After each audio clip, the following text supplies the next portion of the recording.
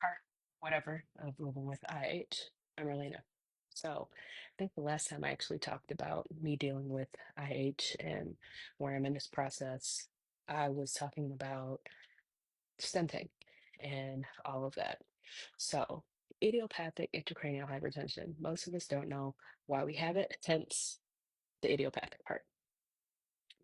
So for me, I had an MRI, MRV, and on the images, they were able to deduce that I had collapsed veins, which is called transverse sinus stenosis. And so they found that I had two veins in the back that are collapsed on both my right and on my left side. I'm going to find a way to drop a picture of them so that we can see those in here, but I'm old as hell when it comes to technology, so we'll see if I can figure that out. And so the solution for that for some people is stenting. In my case, because of my allergens, I'm allergic to both nickel and when I did patch testing for metals, they found out that I was also allergic to cobalt. So they were concerned that stenting might not be an option for me because of these allergies. But because cobalt and nickel allergies are dermal allergies, I got a second opinion to figure out, am I going to have some sort of reaction? Because when you have those allergies, even though those allergies are dermal, meaning skin reactions, the matter in the brain is not the same as your skin. So there's a chance that you can react or you can't react. And so those reactions, they're going to be autoimmune responses, meaning you could develop something like POTS, something like NCAS, or the vein could restenose. So what that means is so your veins should be open like this. So for many of us who have IIH due to transverse sinus stenosis, we have pulse tinnitus, meaning you get this whooshing sound or you hear your heartbeat in your ear. I have that all the time. Also, you have headaches because essentially what it is it's like the fluid is backed up. It's like a stop sink. So your vein, which should be like this, it's like this.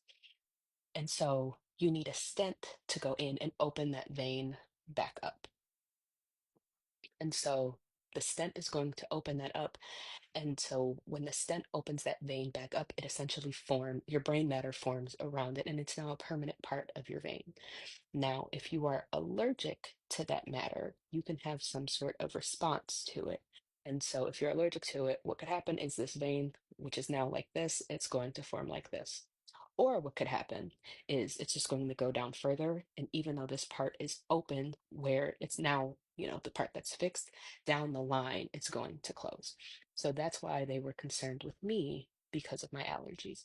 So I got in a second opinion, and the second opinion said try patch testing with the stents as opposed to the bare metals because the stents aren't in the same metal percentages as the bare metals.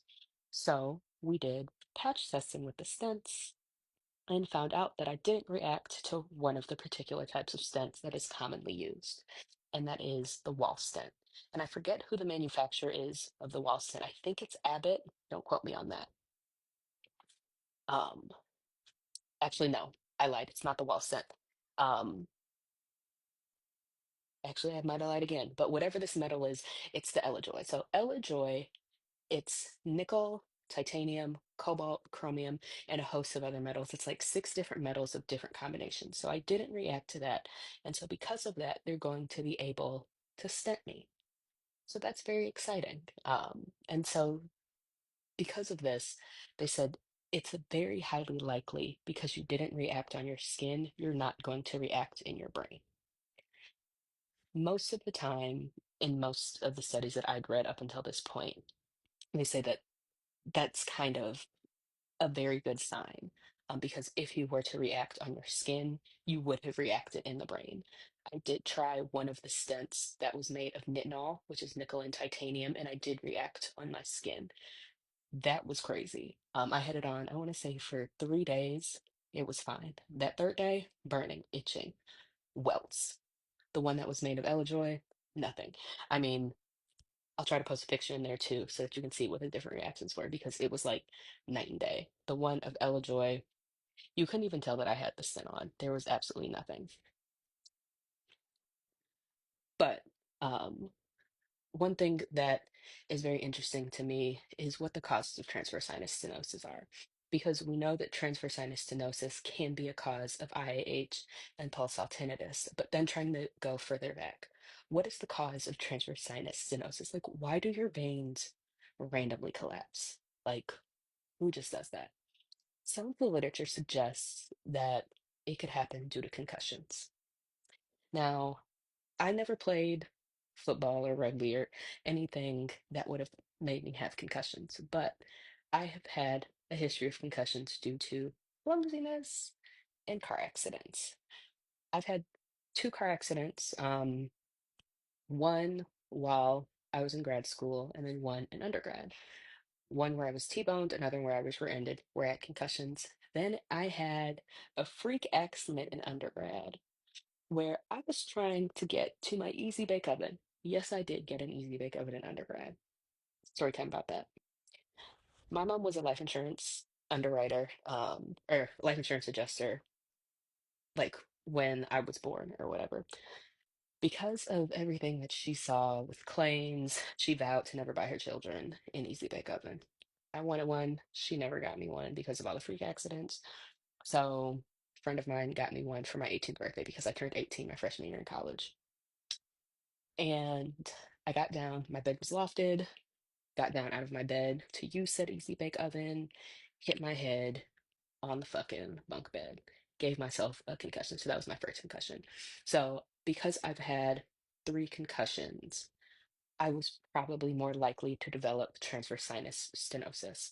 There are other risk factors. I forget which the other ones are, but I was not probably going to likely have transverse sinus stenosis because those other risk factors did not apply to me. I think they were like things like stroke, things like other things that were just not likely. But because of this history of concussion, things like CTE and other things, um, it makes sense that I could have had concussion, transverse sinus stenosis plus my history of COVID, because I've had headaches and migraines since probably I was 8, 9 years old. So all of these things make sense as to why I'm having issues with my veins being collapsed and I have issues with IIH.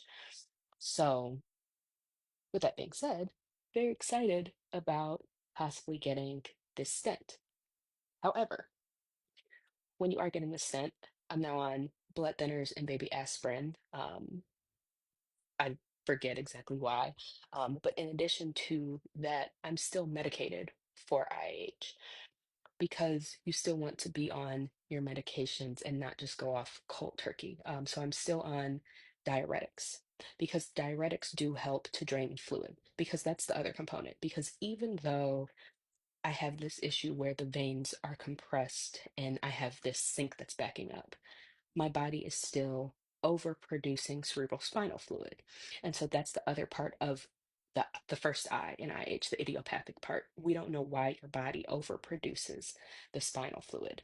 So it's trying to figure out why your veins are collapsed, but also why is your body producing too much spinal fluid? Is it producing too much because you have too much sodium? And so that's why I'm on a low sodium diet, trying to reduce it. But that's also why they give you diuretics to help flush it and to help reduce that amount. So hope this helps for those of us that are out here struggling with IH and trying to figure out what the root cause is. So that was kind of helpful for me in trying to just get that initial I to help figure out what exactly is going to be the solution to getting me to feeling better.